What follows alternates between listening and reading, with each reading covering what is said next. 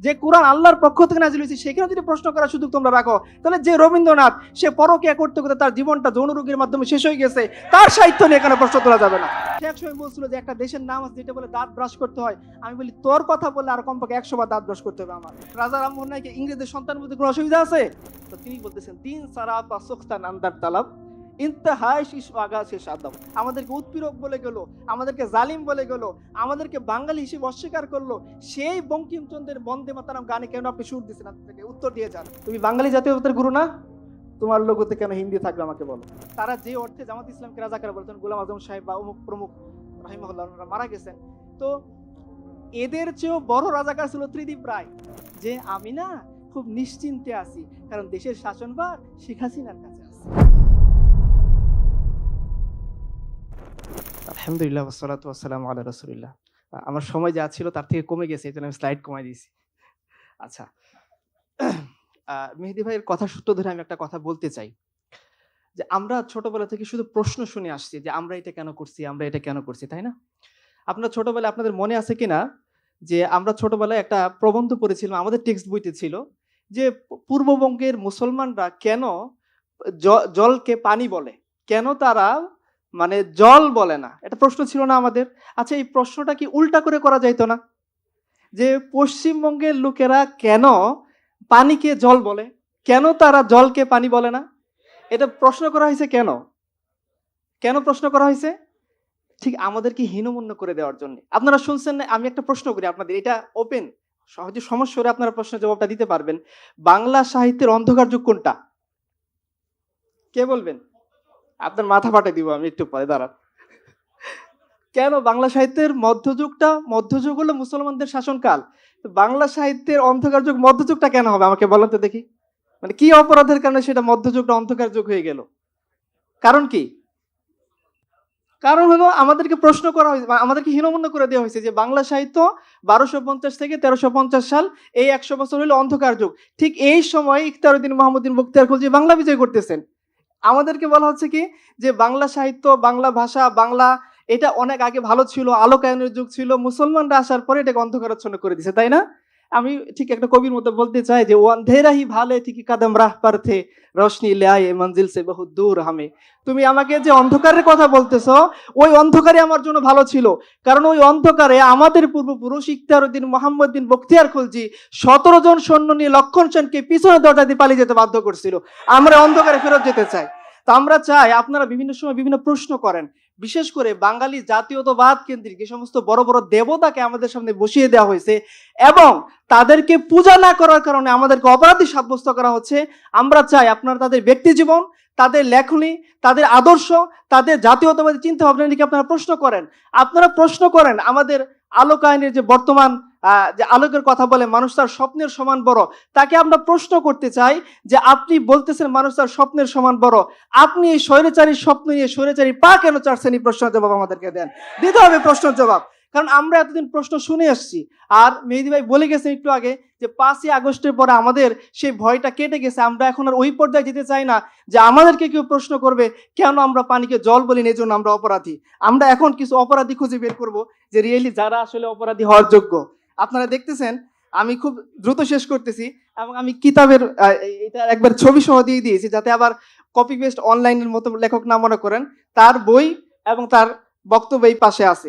প্রশ্ন করব আমরা, দেখেন ব্রিটিশরা আসার পরে কি করছে। হ্যাঁ, ব্রিটিশরা আসার পরে ভাই শিক্ষা ব্যবস্থার কথা বলে গেলেন, তারা একটা জিনিস বাঙালিকে বোঝানোর চেষ্টা করছে যে তোমরা একটা সময় অন্ধকারের মধ্যে ছিলা, হ্যাঁ, তোমরা লেখাপড়া শিখতে জানতে না, তোমরা কথা বলতে জানতে না, তোমাদেরকে বাংলা ভাষাটাও আমরা কে শেখাইছে? ব্রাসি হেলহেড সে বলতেছে যে তোরা বাংলা ভাষায় জানতি না, বাংলা ভাষায় ব্যাকরণ আমি লিখে দিছি। হ্যাঁ, তার বলতেছে আমি হিন্দু কলেজের মাধ্যমে তোমাদেরকে এডুকেটেড করছি। তো এই আলটিমেট এই ভূতটা আমাদের মাথার ভিতরে ঢুকাই দেওয়া হয়েছে। এখন আমি প্রশ্ন করতে চাই আপনাদেরকে, ব্রিটিশরা আসার আগে আমরা মুসলিম বানাইছিলাম না ব্রিটিশরা আসার পরে মুসলিম বানাইছি? তাহলে আমি অন্ধকারে ফেরত যেতে চাই। যে মসলিন পড়ার কারণে ব্রিটেনের রানী সে গর্ববোধ করতো যে ঢাকার মসলিন আমি পড়ছি, গর্ববোধ করার বিষয়, আমি ওই অন্ধকারে ফেরত যাব, তোমাদের আলোকায় আমি থাকতে চাই না। আচ্ছা, তো দেখেন আমাদের সে আলোকায়নের যুগ, সিল্ক রোড বলে একটা রোড ছিল, আপনারা জানেন এই সিল্ক রুটের মাধ্যমে বাংলাদেশ থেকে এই সিল্ক কাপড়গুলো নিয়ে চায়নাতে, হ্যাঁ, আরো বিভিন্ন দেশে রপ্তানি করা হয়েছে। এই সিল্ক কাপড় ছিল ব্যবসায়ীদের জন্য, পর্তুগিজ বলেন, ডাচ বলেন, ওলন্দাজ বলেন, তাদের জন্য খুব একটা লাক্সারিয়াস বস্তু যে বাংলাদেশের সিল্ক তারা রপ্তানি করতেছে। এটা কি আমরা ইংরেজ আসার আগে বানাইছিলাম না পরে বানাইছিলাম? তাহলে আমি অন্ধকারে ফেরত যেতে চাই। দেখেন সেই যে আমাদের সোনালী যুগ, আমরা তাজমহল ইংরেজরা আসার আগে বানাইছি না পরে বানাইছি?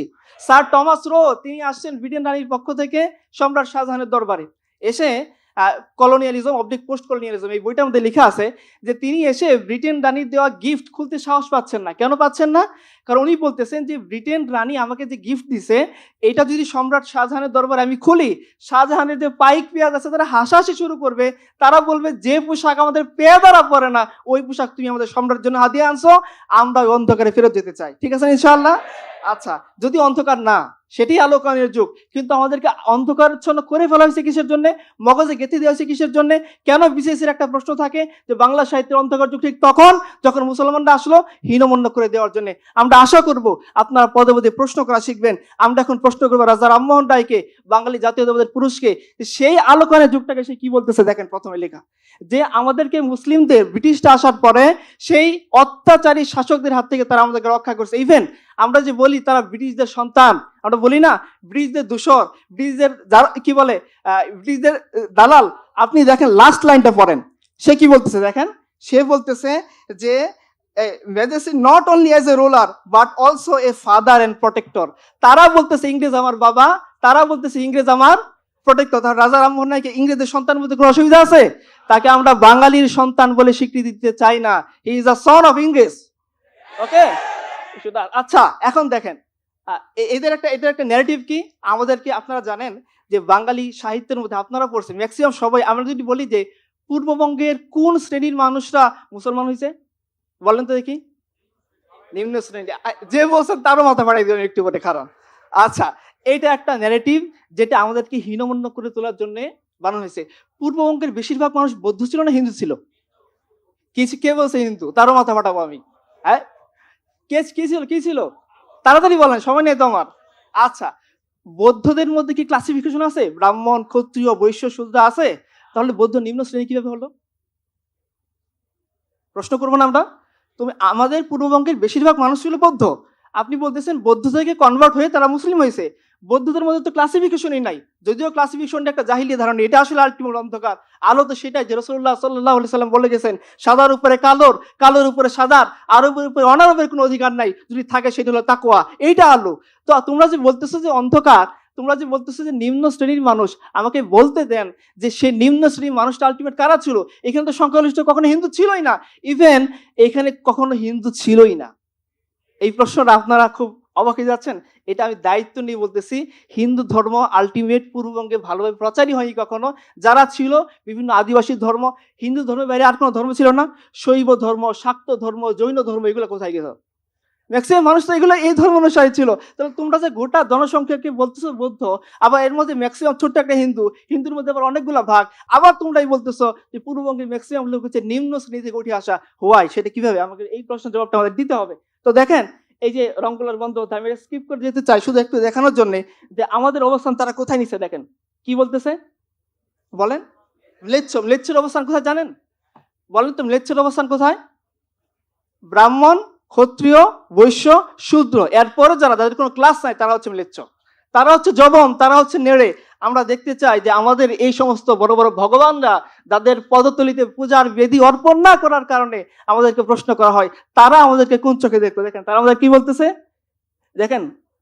আমি তাড়াতাড়ি চলে যাচ্ছি। দেখেন এরপরে এদের প্রত্যেকের একটা কমন রুলস মনে রাখবেন, যেটা আমাদের আলোচনাকে বুঝতে সহযোগিতা করবে। সেটা কমন রুলস, উত্তরটা আমরা ইকবালের কবিতা থেকে নিই। ইকবালকে জিজ্ঞাসা করা হয়েছে দিনের যে সারাংশ সেটা আমাকে 2 বাক্যে বলে দাও। তো তিনি বলতেছেন দিন সারাফা সুখতান আন্দার তালাব ইন্তাহায় শিশু আগা শেষ আদব। বলতেছেন দেখো দিনের সারমর্ম তুমি আমাকে জিজ্ঞাসা করছো, আমি এক বাক্যে শেষ করে দিই। সেটা হচ্ছে দিন শুরু হয় আদব দিয়ে, শেষ হয় ইশক দিয়ে। এদের যে দিন, এদের যে জাতীয়তাবাদ শুরু হবে মুসলিম বিদ্বেষ দিয়ে, শেষ হবে ক্ষমতাসীনদের পায়ে মাথা নোয়ানোর মাধ্যমে। দেখেন এই ভদ্রলোক কি বলতেছে, দেখেন লাস্টে দেখেন ওই লাইনগুলো খেয়াল করেন কি বলতেছে, পড়েন আপনারা পড়েন। ওকে ঠিক আছে, আমার সময় নাই। আচ্ছা, হেমচন্দ্র বন্দ্যোপাধ্যায় দেখেন তার কাব্য তিনটা জিনিস আপনারা পাবেন, কল্পকাহিনী, মুসলিম বিদ্বেষ, ক্ষমতাসীনদের পায়ে মাথা নোয়ানো। দেখেন, আমি পড়তে চাই না, আপনারা দেখেন। ম্লেচ্ছ কাকে বলতেছে? মুসলমানদেরকে। আচ্ছা আচ্ছা, শেষ হবে কোথায় গিয়ে? দেখেন ওই যে শেষ হবে যৌবনের মাথাটা কেটে ফেলবে, শেষ করে ফেলবে। আমাদেরকে বলে জঙ্গিবাদ, যুদ্ধের কথা বলো, কাটাকাটির কথা বলো। আরে বড় বড় জঙ্গিগুলা দেখেন আপনারা, বাংলা সাহিত্যের বড় বড় জঙ্গি এরা। আচ্ছা ঠিক আছে, এখন আমরা চলে যাবো সবচেয়ে বড় জঙ্গি বঙ্কিমচন্দ্র চট্টোপাধ্যায় এখানে, ওকে না? আচ্ছা আমার কথা না, ওই বলবে যে ও কত বড় জঙ্গি, আমাকে দোষ দিয়েন না। আচ্ছা দেখেন সে কি বলতেছে, বাংলা সাহিত্যের আমরা হলাম নীচ, আমরা কাপুরুষ, আমরা জবন, আমরা ম্লেচ্ছ, আমরা নেড়ে খৌরিত চিকুরিত, বুঝছেন? আচ্ছা এটা হলো সাহিত্যিক শব্দ, আসলে কি? আচ্ছা, নেড়ে গালিটা মূলত কাদেরকে দেওয়া হতো? বৌদ্ধ থেকে যেহেতু কনভার্ট হয়ে মুসলমান হয়েছে, তাহলে মুসলমানরাও কি নেড়ে। আচ্ছা দেখেন, সে শ্রীকান্তের উইলে কি বলতেছে, শোয়ার বলে গালি দিচ্ছে খাঁটি মুসলমানকে। আচ্ছা আমরা বলি না ধর্মীয় অনুভূতিতে আঘাত, কারা শুরু করছে ধর্মীয় অনুভূতিতে আঘাত দেওয়ার কাজ? কারা শুরু করছে? ওরা শুরু করছে, আমরা শুরু করিনি। আচ্ছা, তো আমরা আরো সামনে যাই, এইগুলা একটু সামনে, আরো সামনে দিয়ে যাচ্ছি আমি। আচ্ছা দেখেন, ওই একই কাজ শুরু হবে কি দিয়ে? মুসলিমদের উপরে অ্যাটাক করা দিয়ে। এই যে মুসলিমদের একটা গর্বের ইতিহাস, যে 17 জন সৈন্য নিয়ে লক্ষণ সেনকে তারা পরাজিত করতেছে, এটা বঙ্কিমবাবু সহ্য হচ্ছে না। সে বলতেছে এটা মেনে নিলে আমার মান সম্মান কোথায় থাকে? সে বলতেছে কি, দেখেন দেখেন কি বলতেছে, আপনাকে বলতেছে কি, আমি বলতে চাই না, সে কি বলতেছে দেখেন, সাম্প্রদায়িক উস্কানি কে দিচ্ছে বলেন? বঙ্কিমচন্দ্র।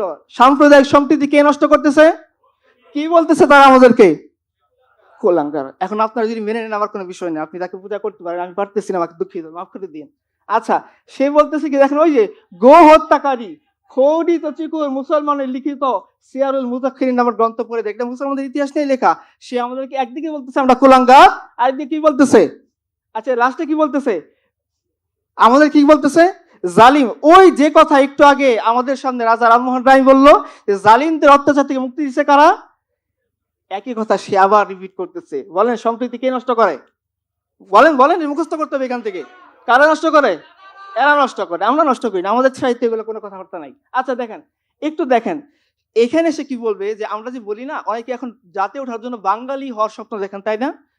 আপনার দরকার নেই বাঙালি হওয়ার, কারণ আপনি যতক্ষণ পর্যন্ত তাদের ধর্মের মতো সিঁদুর না দিতে পারবেন, টিপ না দিতে পারবেন, তাদের ধর্মের পূজিত মূর্তির সামনে মাথা নত না করবেন, ততক্ষণ পর্যন্ত তারা পরিপূর্ণ বাঙালি বলে স্বীকার করবে না। দেখান বঙ্কিম এসে আপনাকে বাঙালিয়ানা খারিজ করে দিচ্ছে। আপনি যে বাঙালিয়ানা হয়ে জাতে ওঠার স্বপ্ন দেখছেন, সে বলতেছে তুমি খারিজ। দেখেন কি বলতেছে, যে ওই যে আমরা যে বলি না যে লক্ষণ সেন দুর্বল শাসক ছিল, হ্যাঁ, সেন বংশেরীরা বাংলাদেশকে ধ্বংস করে ফেলেছিল, উনি বলতেছেন যে এই যে ইতিহাস আমাদেরকে বলে, যারা বলে তারা বাঙালি না, আর আলটিমেট বাঙালির কোনো ইতিহাসই নাই। অথচ বঙ্কিম এই কথা তখন বলতেছে যখন সিয়ারুল মুতাক্ষিরিন, তারপরে রিয়াজুস সালাতিন, আর অনেকগুলা কিতাব লেখা হয়ে গেছে। কেন সে এটাকে বাঙালি হিস্ট্রি বলে স্বীকার করতে চাচ্ছে না? সে নিজেই বলতেছে, দেখেন ওই যে লাস্টে, যে এগুলো আলটিমেট হলো মুসলমানদের লেখা, মুসলমানদের বিজয় গৌরব, মুসলমানদের রাজা বাদশাদের কথা, এখানে আলটিমেট বাঙালির কোনো কথা নাই। তাহলে বঙ্কিম আপনার যে বাঙালিয়ানা যেটা দিয়ে আপনি জাতে উঠতে চান, সেটা সে খারিজ করে দিয়ে বলতেছে না, মুসলমানদের কথা, রাজা বাদশাদের কথা, তোমাদের পূর্বপুরুষদের কথা যতই বলো, সেটা আসলে আলটিমেট বাঙালিয়ানা না। বাঙালিয়ানা সেটাই যেটা লক্ষণ সেন বা রাজা রামমোহন রায় ওরা যেটা বলে গেছে। আচ্ছা দেখেন ওই যে একই কথা, আমরা কারা? আমাদের পরিচয় কি? নিম্ন শ্রেণী কৃষিজীবী। মানে আমাদেরকে অন্তজ করে রাখার জন্য, আমাদের সমাজের পিছিয়ে পড়া জনগোষ্ঠী বানানোর জন্য, আজকে এলজিবিটিকিউ মুভমেন্টের যে অধিকার আছে সেটা থেকে আমাদেরকে নিচে নামানোর জন্য আমাদেরকে এই নেগেটিভ গুলো শেখানো হয়েছে। আচ্ছা আমি একটু সামনে যাই, দেখেন আবার আমাদের কি বলা হচ্ছে, সে একই নেগেটিভ। কি বলা হচ্ছে? জবন। কে বলতেছে? এই যে গদ্যবদ্ধ। আচ্ছা এরপরে শেষ হবে কি দিয়ে? কার পাই মাথা নবাব বলছিলাম, শুরু হবে ইসলাম বিদ্বেষের শেষে, পাইতেছেন? আমি শেষ করে সময় নাই। হ্যাঁ আচ্ছা, এখন আমরা এই যে বড় দেবতার কাছে চলে আসছি। আচ্ছা এই বড় দেবতা কি, আমি একটা ছোট করে বলি। আচ্ছা আপনারা হিরো আলমের নাম শুনছেন না? আচ্ছা আমাকে বলেন যে হিরো আলম একসময় রবীন্দ্রনাথের একটা গান গাইছিল না? তাকে কি হেনস্থাটাই না করছে ইয়ারা, এবং তাকে ক্ষমা চাইতে পর্যন্ত বাধ্য করানো হয়েছে। চিন্তা করেন, এখান থেকে আমাদের একটা শিক্ষা আছে। ওরা ওদের নবী, ওদের পয়গম্বর, ওদের দেবতা রবীন্দ্রনাথের বেলায় যতটা তারা সচেতন, তাদের একটা সময় ছিল যে বিশ্বভারতীর অনুমোদন ছাড়া কেউ রবীন্দ্রনাথের গান গাইতে পারবে না। তার স্বরলিপি তৈরি করতে পারবে না, কোথাও সুর দেওয়া যাবে না, এরকম একটা নিয়ম ছিল, রেস্ট্রিক্টেড। তো রবীন্দ্রনাথের গান শুধু গাইছে একটু বেসুরা ভঙ্গিতে, পুরা এই বাঙালি আনার ধ্বজাধারী এই রবীন্দ্রনাথের মানুষ সন্তানরা কে পড়ছে না, তারা তাই ক্ষমা চাইতে বাধ্য করছে না। একই কাজ যদি আমরা করি, যে কেউ যদি কোরআন নিয়ে, নবীকে নিয়ে কোনো কথা বলে, আমরা প্রতিবাদ জানাইতে চাই, ওই বাঙালিরা আমাদেরকে কি বলবে? কেন তুমি বড় জঙ্গি, তুমি কেন হিরো আলমকে ক্ষমা চাইতে বাধ্য করছো? তাহলে এই প্রশ্ন জবাব আমাকে দাও। তাহলে আমি বলবো যে কোরআন আল্লাহর পক্ষ থেকে নাজিল হয়েছে, সেখানে যদি প্রশ্ন করার সুযোগ তোমরা রাখো, তাহলে যে রবীন্দ্রনাথ সে পরকীয়া করতে করতে তার জীবনটা যৌন রোগের মাধ্যমে শেষ হয়ে গেছে, তার সাহিত্য নিয়ে এখানে প্রশ্ন তোলা যাবে না। ওকে, আচ্ছা আচ্ছা, রবীন্দ্রনাথের কাছে আমার প্রশ্ন, তুমি পূর্ববঙ্গের জন্য কি করছো আমাকে বলে যাও। জমিদারি কোথায় ছিল? কোথায় ছিল? আর শিয়াল, এই যে রাজশাহী ইয়েতে কি বলে, সিরাজগঞ্জ কুঠিবাড়ি আমাদের বাংলাদেশে। বলেন রবীন্দ্রনাথ তার কুঠিবাড়ির আশেপাশে কয়টা স্কুল বানাইছে? আমাকে লিস্ট দেন, আমরা দেখে আসবো। আছে? কোন ইউনিভার্সিটি আছে? কিছু আছে? ইভেন আপনার বলেন ঢাকা ভার্সিটির জন্য রবীন্দ্রনাথের বিরোধিতা, রবীন্দ্রনাথের বিরোধিতার প্রমাণ আপনারা কোথায় পাবেন? ওই কপি পেস্ট লেখা বাদ দেন। বিশ্বভারতী কত সালে হয়েছে? 1921 সালে। ঢাকা ভার্সিটি কত সালে হয়েছে? তাহলে তিনি তার জমিদারি নিয়ে পশ্চিমবঙ্গে তিনি ভার্সিটি বানানোর জন্য একই সময় আন্দোলন শুরু করছেন। এটা দ্বারা কি প্রমাণ হয়? যে সময়টাতে ঢাকা ভার্সিটির জন্য বাঙাল মুসলমানরা লড়াই করতেছে, আমাদের একটা অন্তত ইউনিভার্সিটি দাও, কলকাতার কাছে আর কত আমরা পড়ে থাকবো? এটা রেজিস্ট্রেশন করতে গেলে কলকাতায় যাওয়া লাগে, একটা মেট্রিকুলেশন পরীক্ষা দিতে গেলে কলকাতা যাওয়া লাগে, ইন্টারমিডিয়েট পরীক্ষা দিতে গেলে কলকাতা যাওয়া লাগে, এত নাকানি চুমানি খাওয়ার পর আমাকে একটা ইউনিভার্সিটি দাও। সেই ওই একই সময়ে পশ্চিমবঙ্গে আরেকটা বিশ্বভারতী করার জন্য আন্দোলন করতেছিল।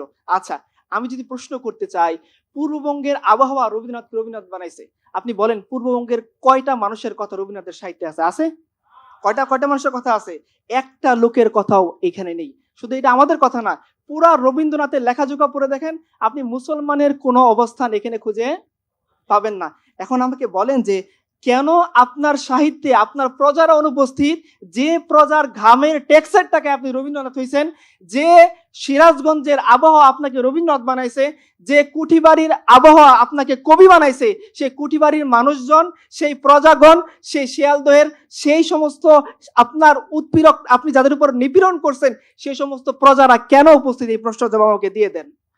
আচ্ছা, এরপর হচ্ছে আমি আরেকটা প্রশ্ন করতে চাই, যে যে আপনার যে পূর্বপুরুষ যে আমাদেরকে জবন নেড়ে খৌরিত চিকুরিত বলে গেল, আমাদেরকে উৎপীড়ক বলে গেল, আমাদেরকে জালিম বলে গেল, আমাদেরকে বাঙালি হিসেবে অস্বীকার করলো, সেই বঙ্কিমচন্দ্রের বন্দে মাতরম গানে কেন আপনি সুর দিচ্ছেন? আপনাকে উত্তর দিয়ে যান।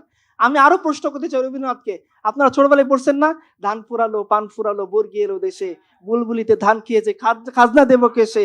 এইটা মারাঠা বর্গীরা, যারা তার বাংলা মা, আমরা কিন্তু বাংলাকে মা বলতেছি না, রবীন্দ্রনাথের বাংলা মা, সে মরে যাচ্ছে যখন বঙ্গভঙ্গ হচ্ছে, মায়ের জন্য প্যান করতে করতে সে খালি পায়ে মাঠে নেমে পড়ছে, মুসলমান থেকে রাখি বেঁধে দিচ্ছে। আমি প্রশ্ন করতে চাই, আপনার সেই বাংলা মাকে যখন লুণ্ঠন করা হচ্ছিল, বাংলা মায়ের নারীদেরকে ধরে ধরে যখন বর্গীরা রেপ করতেছিল, সেই বর্গী মারাঠাদের নিয়ে আপনি কেন কবিতা লিখছেন? কেন সেই শিবাজির কাছে আপনি সমস্ত অখণ্ড ভারত বেঁধে দিতে চাইছেন? আপনার প্রশ্নের জবাব দিয়ে যান। আচ্ছা, আমি প্রশ্ন করতে চাই রবীন্দ্রনাথকে, যে হে মহা ঠাকুর, আপনাকে পূজনীয় বস্তু হিসেবে আনা হয়, কিন্তু আপনি যখন বলেন যখন পূজার হুমান হলে উঠবে জ্বলে একে একে তারা, আমার পূজাটা যখন শেষ হবে, আপনি যখন এই উপমা দেন, আমি কোনো মুসলমান তো পার্টিসিপেট করতে পারি না। আমি তো আমার মেটাফোর খুঁজি আপনার সাহিত্যের মধ্যে, আমি খুঁজি মহরমের কথা, আমি খুঁজি নবী মুহাম্মদের কথা, আমি খুঁজি ইসলামের কথা, আমি খুঁজি নামাজের কথা। আমি একটা নামাজও আপনার এখানে পাই না, মহরমের কোনো চাঁদও আপনার এখানে ওঠে না, একবার আপনার এখানে রমজান মাসের কোনো চাঁদ ওঠে না। তাহলে এই সাহিত্য আমি দুই দিয়ে কিভাবে পানি খাবো? আচ্ছা ঠিক আছে, দেখেন এগুলো আমাদের কথা না, এই আমি তো রেফারেন্স দিয়ে দিচ্ছি। দেখেন রবীন্দ্রনাথের সবচেয়ে বেশি সহযোগী ছিলেন কে? রমেশচন্দ্র বন্দ্যোপাধ্যায়। তিনি খুব বেশি মুসলমানদের, মানে মুসলমান ধর্মের ইমাম ব্যাপারটা এরকম না, উনি চরম মুসলিম বিদ্বেষী একটা লোক। ওনারাই বলতেছেন কি, যে রবীন্দ্রনাথের যে লেখাজোখা, রবীন্দ্রনাথের যে সাহিত্য, সেটার সাথে আলটিমেট বাংলার আপামর জনসাধারণের কোনো অংশগ্রহণ নাই।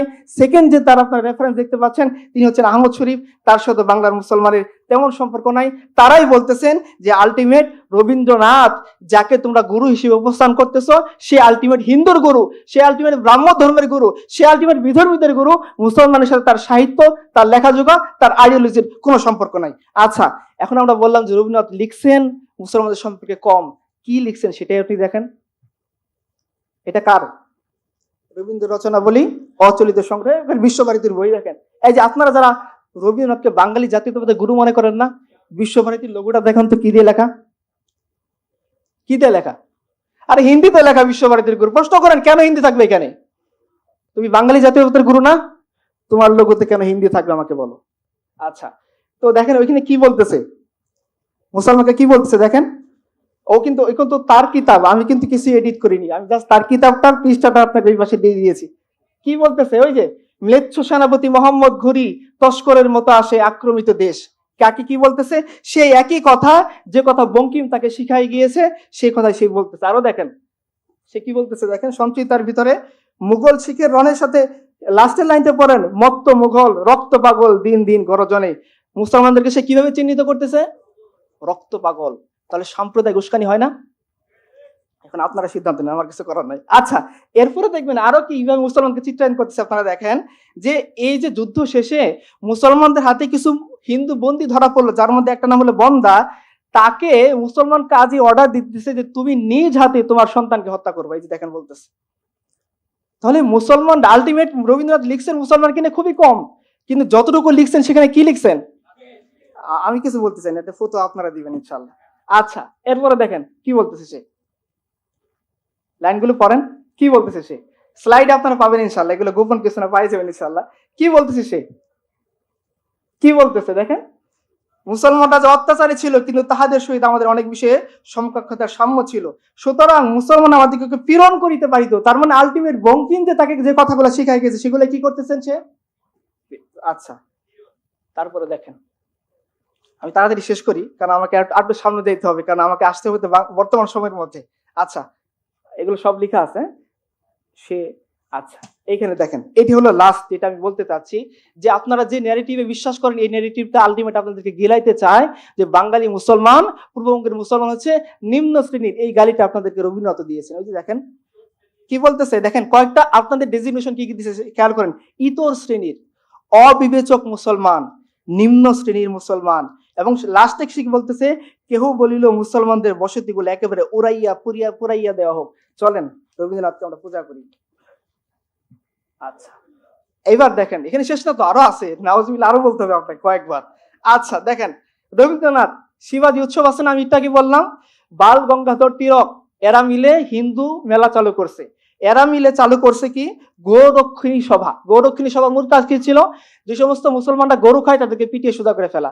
এই গোরক্ষিণী সভার প্রধান কে ছিল, মহারাষ্ট্রের বাল গঙ্গাধর তিলক, যে ওই মারাঠা মহারাষ্ট্রের অধিবাসী। তার সাথে রবীন্দ্রনাথ এত দহরম মহরম কেন? সে যখন জেলে যায় তাকে ছাড়ায় আনে কে, কেন? কোন মুসলমান যখন জেলবন্দি হয়, নজরুল যখন জেলবন্দি হয়, রবীন্দ্রনাথ কয়টা চিঠি লিখছিল আমাকে বলেন, আমি প্রশ্ন করতে চাই রবীন্দ্রনাথকে। তুমি বাল গঙ্গাধর তিলকের জন্য ইংরেজের কাছে সুপারিশ করতেছো যে গোরক্ষা কমিটির নামে মুসলমানদেরকে মারার ফাঁদ পাচ্ছে, আর তুমি নজরুল যে নিজেকে সেকুলার দাবি করে তার জন্য একটা চিঠি লিখতে কেন ভয় পাও? আমাকে প্রশ্ন জবাব দিতে রবীন্দ্রনাথ। আচ্ছা, তো ঠিক আছে, আরেকটা সামনে যাই। দেখেন সে কি বলছে দেখেন, সেই যে শিবাজির কথা বললাম আপনাদেরকে, যার ভয়ে বাংলার মায়েরা থরথর করে কাঁপতেছে, যাকে দেখলে বাংলার মায়েরা ধান খেতে লুকিয়ে রাখতেছে যাতে বর্গী মারাঠার হাতে কোনো মুসলমান নারী ধরা না পড়ে, তার কাছে সে কি বলতেছে দেখেন। সে বলতেছে কি, এক ধর্মরাজ্য পাশে খণ্ড ছিন্ন বিক্ষিপ্ত বেঁধে দিব আমি। শেষে কি বলছে দেখেন, মারাঠির সাথে আজি হে বাঙালি এক কণ্ঠে বলো জয় তুই শিবাজি। এই বাঙালি বলতে তিনি কি বুঝাইছেন বলুন দেখি, আমি কিছু বলতে চাই না, তো আরেকজন দিক। আচ্ছা দেখেন, মন্দির যেমন সাহেব বলতেছেন যে এই যে বাঙালি, কোন মুসলিম কি মারাঠাকে নেতা হিসেবে মেনে নিবে? আরে মুসলিম দূরের কথা, পূর্ববঙ্গের কোন সুস্থ বিবেক সম্পর্ক মানুষ মেনে নিতে পারে? আরে ওরা আমাদের পূর্বপুরুষকে ধর্ষণ করছে, আমাদেরকে আমাদের সম্পত্তি তারা ছিনিয়ে নিয়ে গেছে, আমাদের মায়েরা বর্গীদের মারাঠাদের কথা বলে বলে আমাদের সন্তানদেরকে ঘুম পাড়াচ্ছে যে মারাঠা আসতেছে, বর্গী আসতেছে, কিভাবে খাজনা দিব। ওই বর্গী, ওই মারাঠা, ওই দস্যু, ওই জালিমকে সে বলতেছে কি, যে আমি তোমার সমস্ত কিছু আমি তোমার হাতে বেঁধে দিতে চাই, পুরা ভারতকে আমি তোমার হাতে সোপর্দ করতে চাই। কে বলতেছেন, কে বলতেছেন? কেন কেন তুমি আওরঙ্গজেবের কাছে ভারত কেন বেঁধে দিতে চাও না? আমরা প্রশ্ন করতে পারি না? আমরা শামসুদ্দিন ইলিয়াসের কাছে কেন তুমি ভারত বেঁধে দিতে চাও না? আমরা প্রশ্ন করতে পারি না? যারা বাংলাকে সফলতার স্বর্ণ শিখরে নিয়ে গেল, বাংলা সাহিত্যের চর্চাকে সহজলভ্য করলো, একসময় পণ্ডিতটা ফতোয়া দিয়েছিল কি, যে অষ্টাদশ পুরাণানি রামস্য চরিতানি চ ভাষায়ং রৌরং নরতং বজেত, বলছেন যে যারা বাংলা ভাষা চর্চা করে তারা নরকে যাবে। এইখান থেকে বাংলা ভাষাকে কারা রক্ষা করছে? তাহলে তার হাতে তুমি ভারতকে কেন বেঁধে দিতে চাও না? যে ভারতকে ধর্ষণ করে তার হাতে বেঁধে দিতে কিসের এত মজা, আমি তোমার কাছে প্রশ্ন করতে চাই। তারপরে রবীন্দ্রনাথ আলটিমেট যে বাঙালিয়ানের কথা বলছেন সেখানে বাঙালি মুসলমান অনুপস্থিত, একটু পরে সে আরো ক্লিয়ারলি বলবে। দেখেন সে বলতেছে কি, আত্মপরিচয় প্রবন্ধ, এখন সার্চ দেন রবীন্দ্র.com এর মধ্যে আপনারা পাবেন, বা পশ্চিমবঙ্গ সরকারের যে বৈধতা আইনি সংস্করণ আছে সেখানে আপনারা পেয়ে যাবেন। রবীন্দ্রনাথ বলতেছেন যে এই ভারতে বসবাসকারী সবাই হিন্দু, কারো পরিচয় মুসলমান হইতে পারে না। ইভেন যে ধর্ম গ্রহণ করে মুসলমান হয়েছে সেও আসলে হিন্দু মুসলমান। এখন হন আপনারা পূজা করেন, আমার কোনো কিছু করার নাই। আচ্ছা দেখেন রবীন্দ্রনাথের আমরা চলে যাই আরেকজনের কাছে, আমাদের সময় খুব কম। রবীন্দ্রনাথের আরেকজন ভক্ত শরৎচন্দ্র পথে বই পড়ছেন না, সবার মুখস্থ, এই বেটা কি বলতেছে দেখেন। আমি কিছু বলতে চাই না, তাহলে সাম্প্রদায়িক উস্কানি হয় নাই? হয় নাই? হুজুর একটু কথা বলে সাম্প্রদায়িক উস্কানি হয়। অমুক হুজুর, ইভেন পাঠ্যপুস্তক নিয়ে আমরা যখন কাজ করতেছিলাম, পাঠ্যপুস্তকে লেখা যে জিন্না তার পলিটিক্সে আসার পরে তিনি ভারত বিরোধী রাজনীতি শুরু করেন। আপনি বলেন তো দেখি, জিন্না ভারত বিরোধী রাজনীতি করছে না ভারতের পক্ষে করছে, এটিতে আমি কি করব?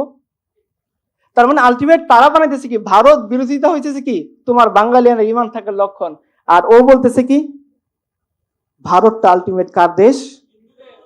যান পূজা করেন আপনারা, আমার কিছু করার নাই। আচ্ছা দেখেন একটা সময় ভারতে খিলাফত আন্দোলন হচ্ছিল 1919 থেকে 1924। হ্যাঁ, মাওলানা মোহাম্মদ আলী জওহর, আবুল কালাম আজাদ, ওনাদের কথা আপনারা শুনছেন। এই খিলাফত আন্দোলনকে সে কি বলতেছিল দেখেন, কি বলতেছে দেখেন, যেটা কোন কথা, ভারতের সাথে সংস্রব নাই, যে দেশের মানুষ কি খায় কি পরে আমরা কিছুই জানি না, সেই দেশ পূর্বে তুর্কির শাসনাধীন ছিল। এখন মানে কেন মুসলমানরাই খিলাফতের জন্য তারা লড়াই করতেছে, এটা তার খুব মাথা ব্যথা। তাহলে দেখেন সাম্প্রদায়িক উস্কানি হয় কিনা, এগুলো আমাদের কিছু করার নেই, আসলে তারাই লিখে গেছে। আচ্ছা লাস্টে দেখেন এই তার প্রবন্ধের কন্টিনিউশন, সে কি বলতেছে, একদিন মুসলমানরা লুণ্ঠনের জন্য ভারতে প্রবেশ করিয়াছিল। ঠিক আছে না? আচ্ছা এরপরে আমি একটু তাড়াতাড়ি যাই, আমার সময় কম। এখন আমি চলে আসছি খুব দ্রুত বর্তমান সময়ে সহি রাজা কারনামা। আপনারা যারা বাঙালি জাতীয়তাবাদের আইকন যাদেরকে মনে করেন তাদের একজনকে পাওয়া গেল, তার নাম কি দেখেন, আমি কিন্তু তার বিষয়টা কপি করে নিয়ে আসছি।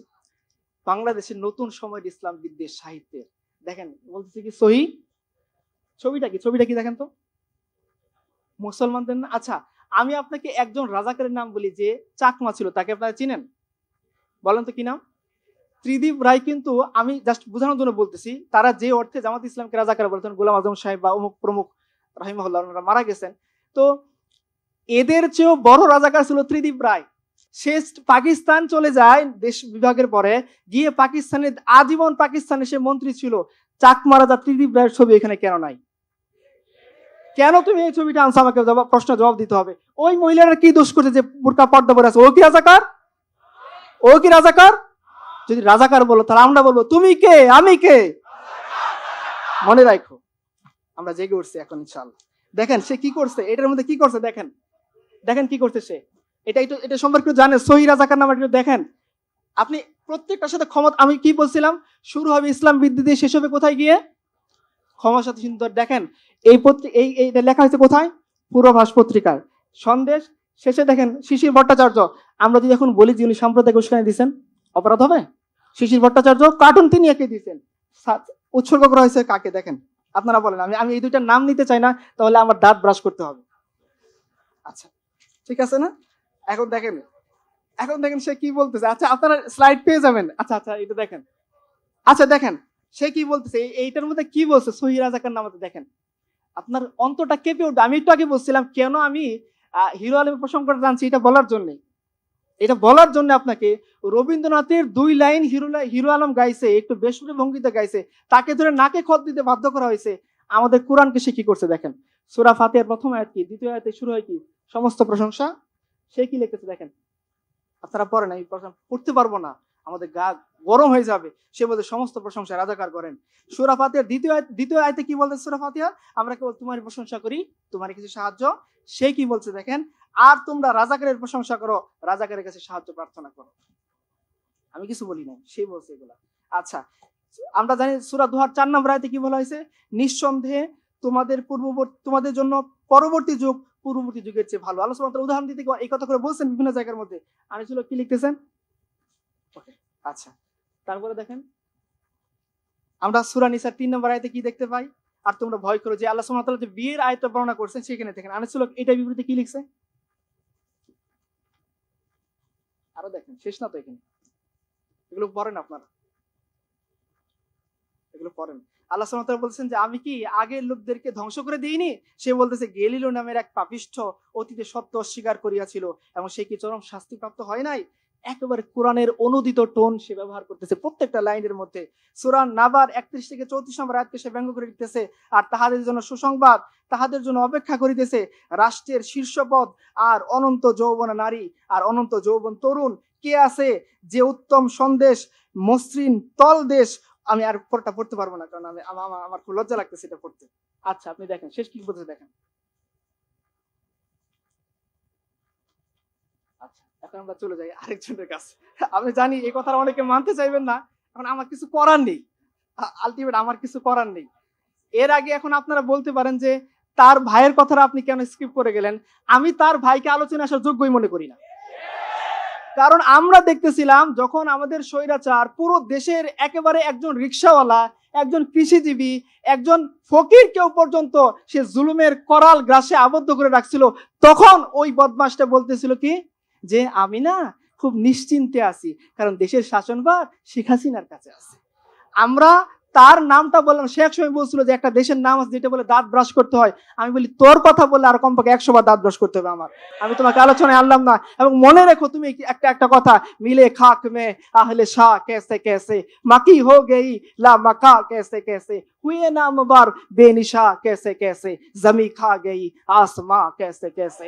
মনে রেখো একদিন তোমরা যেভাবে তোমাদের রবীন্দ্রনাথের আইডিওলজি ধুলাই মিশে গেছে, বাঙালি দেশে কাজ করতেছে না, যেভাবে শরৎচন্দ্রের আইডিওলজি মিশে গেছে, বাংলাদেশে কাজ করতেছে না, তুমিও তোমাদের জীবদ্দশায় তোমাদের সেকুলাররা তোমার নাম নিশানা দুনিয়া থেকে মিটাই দিয়েছিল এবং বলছিল তোমাকে থুতু দিবে তোমার চোখের উপরে। আমরা তোমাকে আলোচনায় আনতে চাচ্ছি না, আমরা তার ভাইকে আলোচনায় আনি।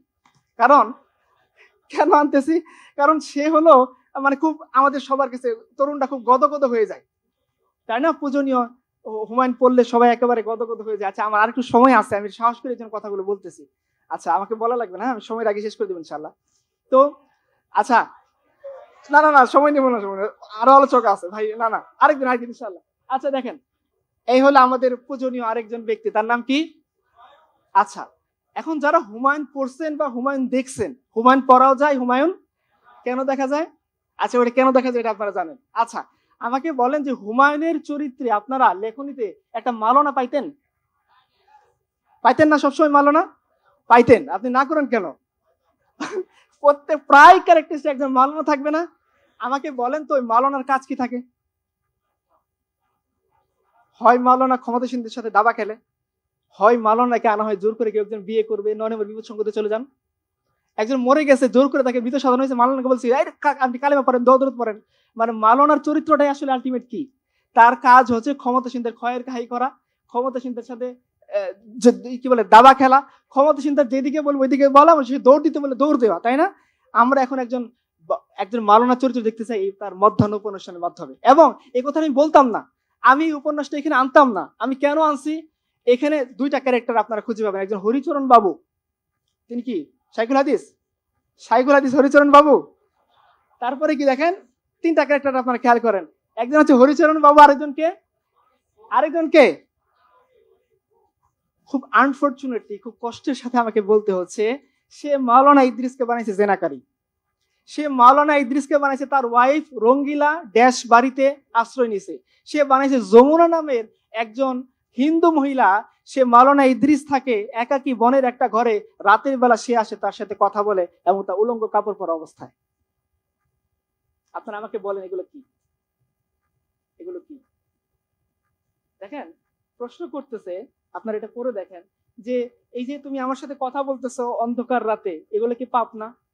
হ্যাঁ, এগুলা কি তুমি আমাকে অন্ধকার দেখতেছো? দেখেন, সে বলতেছে কি যে আপনি যে মেয়ে মানুষের সাথে খেতে বসছেন, আপনার ধর্মে না মেয়ে ছেলে থেকে মুক্ত করানো হচ্ছে, ঠিক না? সে কি বলতেছে, তা ঠিক, তবে রোজ কিয়ামতের সময় পুরুষ রমণীতে কোনো ভেদাভেদ থাকবে না, তোমার এখন রোজ কিয়ামত। মানে এই যে একটা, আমি কি বলবো, আমি কিছুই বলি না, ও যা বলতেছে আমি শুধু আপনাদের দেখাচ্ছি।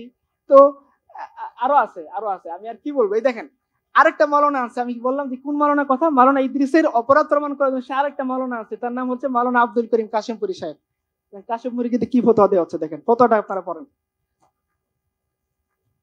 কাশেমপুরি ফতোয়া দিচ্ছে যে মুসলমানের স্ত্রীর চেহারা পর পুরুষ দিনে 3 বারের অধিক দেখে ফেলে, তার বিবাহ বাতিল, তার সন্তান জারজ বলে গণ্য হবে। আপনি বলেন যে এটা ধর্মীয় ফতোয়া? কিন্তু সে এক মাওলানাকে বানাইছে জেনাকারী, 2 জন নারীর সাথে পরকীয়াকারী, ইভেন তার বউ রঙ্গিলা দেশ বাড়িতে চলে যাচ্ছে, সেখান থেকে তার ওখানে আসছে, তার ওয়াইফটা যে জারজ, তার সন্তান যে জারজ, সে যে খারাপ কাজ করতেছে, এটা বানানোর জন্য সে আরেকটা মালানা ক্যান্সার কাউন্টার হিসাবে। এগুলা কি? আচ্ছা আমি শেষ করে দিচ্ছি, আমার সময় খুব কাছাকাছি। আমি শুধু ছোট্ট একটা উদাহরণ আপনার সামনে বলতে চাই। এই বাঙালি জাতীয়তাবাদের বর্তমান জীবিত বড় বড় খোদার নাম কি বলে? বাঙালি জাতীয়তাবাদীর জীবন্ত বড় বড় খুদাগুলোর নাম কি এখন? खुदा चेंज হয় না? खुदा चेंज হয় না?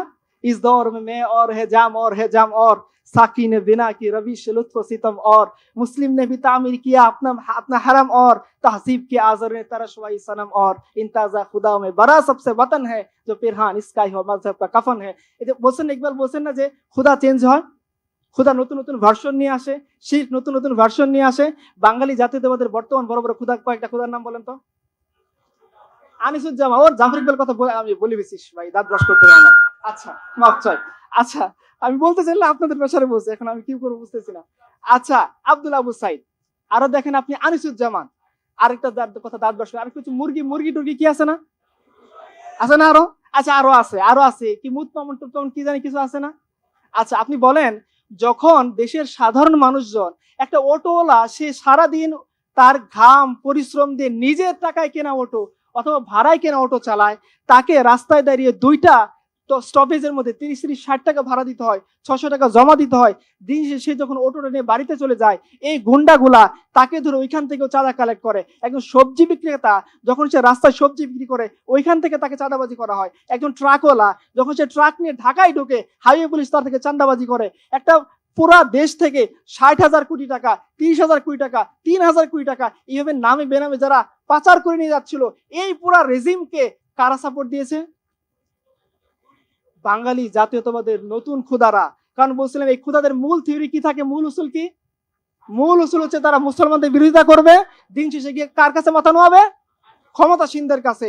একই ক্যারেক্টারিস্টিক্স, একই চরিত্র আপনারা রাজা রামমোহনের লেখায় দেখেছেন, রবীন্দ্রনাথের লেখায় দেখেছেন, শরৎচন্দ্রের লেখায় দেখেছেন, একইভাবে আপনারা আনিসুজ্জামানের লেখায় দেখেছেন, পাননি আপনারা?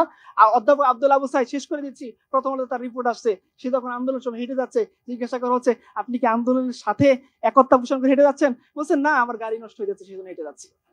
যান আপনারা তার পূজা করেন, আমি খুবই দুঃখিত যে আমি তার পূজা করতে পারতেছি না, বরং আমি তাকে প্রশ্ন করতে চাচ্ছি, কারণ এই সাহস আমাদের বড় ভাইরা দিয়ে গেছেন এখন প্রশ্ন করার সময়। আর তাদেরকে বলে যাচ্ছি যে তোমরা যত ন্যারেটিভ নির্মাণ করো, যেভাবেই কথা বলো, ইনশাআল্লাহ আমাদের সামনে আসিফ আদনান আছেন এখন, আমাদের সামনে শামসুল আজমের শক্তি আছেন এখন, মুশফিকুর রহমান মিনার আছেন এখন, ইনশাআল্লাহ তারা এমন ন্যারেটিভ নির্মাণ করবে যে তোমরা বলতে বাধ্য হবা, আমরা বলবো বাতিল সে দবনে ওয়ালে এ আসমা নেহি হাম 100 বার লে চুকা হে তো ইমতিহা হামারা। সবাইকে ধন্যবাদ।